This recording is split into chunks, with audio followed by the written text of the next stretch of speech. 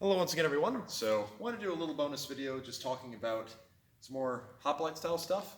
If you have not seen it already, you may wish to go watch the hoplite overview that I did earlier last year, about this time last year, where I went over just the basics that kind of inform a lot of what I'm about to talk about. So if you haven't seen that, you might want to go watch that now. But either way, what this video is meant to be is that spear and shield has become a very popular combo to use during free sparring recently, which is awesome because it's a lot of fun to work with. And I just wanted to go over some basic advice. So, things that have been working really well, etc. So this isn't necessarily based on historical plays, though it does use some of them. This is just some general stuff like, you're going to fight with this tomorrow kind of thing. So first and foremost, general rule, keep your right leg forward as much as you can. Reason being is that the lead leg is a huge target, and if your left leg is forward, it's really, really easy for me to hit. Just not difficult at all. Right leg being forward gives you a little bit more protection, as now I don't feel the need to lower my shield quite as much as I can move my leg out of the way to keep myself safe, versus left leg, I oftentimes have to pull back or am more likely to drop the shield. So, anytime something comes in, you should be right leg forward as much as you can. Now for your general posture, as we talked about before, nice and erect, shield held out in front of you. You do not want it to be crunching in, nice and out for as long as you can, right? And then for spear, you have a couple different grips, but we'll get back to that again in a moment. Now first and foremost, let's talk about your approach. Take more time, right? It's very easy to get excited and go too quickly, but you need to treat this like what it is, which is basically armored fighting, right? This shield protects a significant amount of my body, takes no effort on my part whatsoever to implement, at least at first, and so it's very easy to burn a ton of energy launching attacks that aren't going to get through. What's better is to take your time, get the measure of your opponent, and then start building your game plan after you've conditioned them in some way, shape, or form. So, what would I recommend you start off with? I'd start off with just coming up into guard and testing distance, seeing when they will attack you versus when they won't, and you'll want to generally be moving toward your right side. The reason for this is that they will raise their shield and can cover themselves very easily, but the more to the right side you move, the more open target you will have, and more often than not, people will start moving their arm, which will open up this inside line. We'll get back to that again in a moment. Plus, you're of course moving further away from where their spear is going to come from. So, take your time, move in and out of distance, and keep your footwork small, right? You don't want to be doing big passing steps, just little advances and retreats while slightly moving to your right side if you can.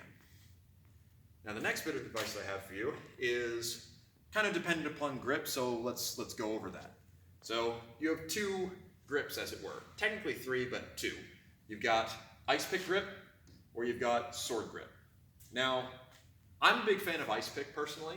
Reason for this is that it's very low energy for me to launch out my attacks, but I will occasionally still switch to sword grip given certain situations. So, we're going to go over just basic attacks with ice pick first. So, make sure that your hand's in about the middle balance point of your spear, maybe with head slightly heavier. That's about where you want it to be. And my attack lines are going to be as such, right? So, my first attack just extends from my dominant side. That's going to be my number one. That would be targeting over the shield. So 1, no problem. My second attack, number 2, is going to be that straight down onto either the leg underneath the shield or directed across toward the lead leg. So attacking right here, that's my 2. My third attack can vary, but is generally going to be over my head. Now what this is, if I didn't move my feet, would be me coming around my head, but you're never going to do that without moving your feet. The times you will want to launch it is when you are stepping out and to the side. Remember how I talked about people will start opening their shield? So I've been moving to one side, I get them to open that shield, I go over and now thrust on that inside line, and you can do that high, or sometimes you may find it going low. Now, I could do a fourth, so it could be, 1, 2, 3, and then 4, but honestly, when it comes to 4, we'll want to change things a little bit. If you want to thrust on that line, you're usually going to be doing it off of a parry and then in, at which point you might as well parry, and you can use doubled up with the hands or something along those lines, which really still feels very similar to the 3, so I'm just going with 3s. So, those are your 3 basic attacks out of ice pick. So, face for your 1, to the leg for your 2, to the inside of the body, wherever that may be, for your 3.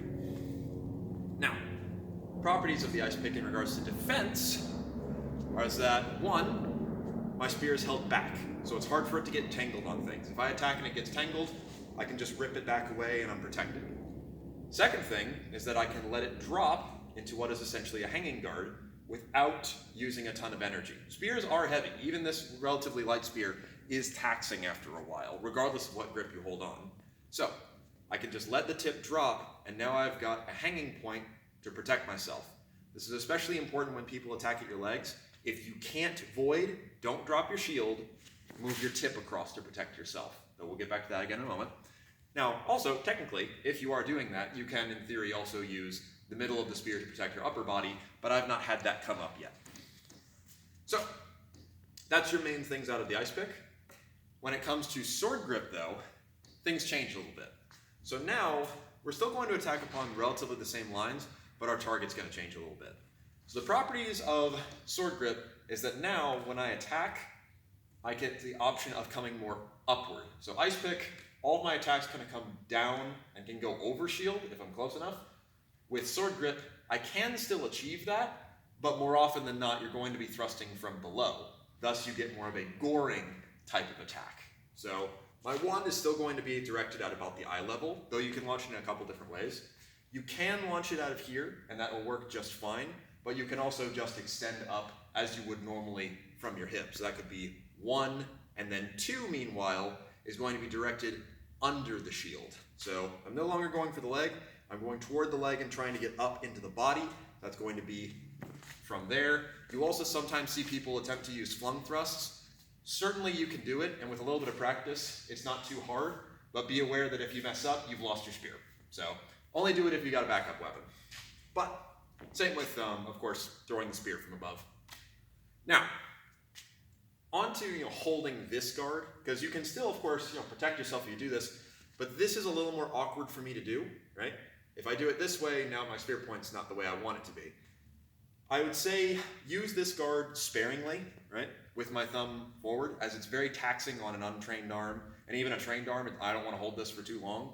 So I would say use it mostly for situations in which I just attacked low to get them to lower the shield or move their body. Now I follow through with something that needs to reach without changing my grip.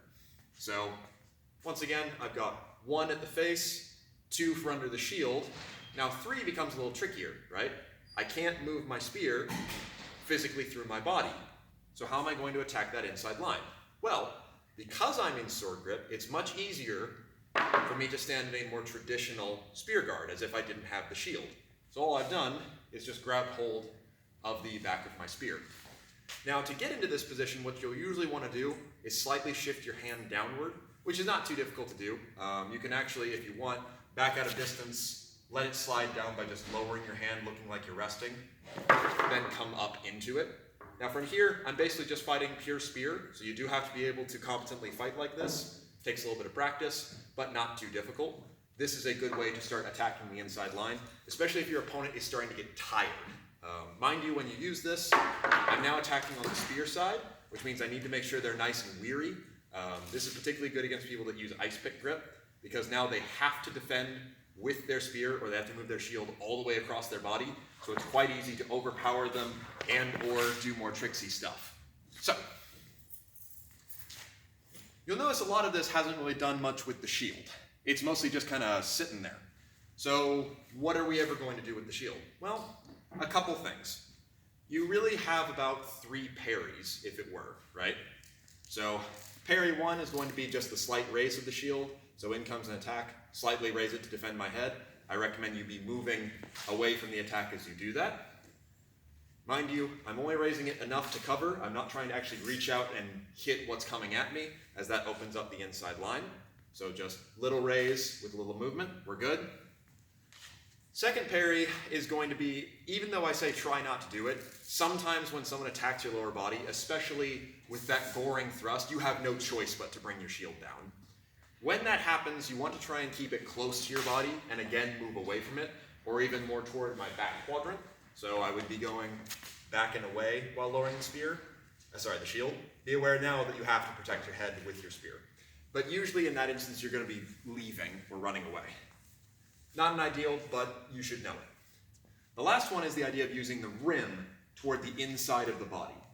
Now this one is one that I originally cultivated from fighting with sword and shield, but it works very well for this as well.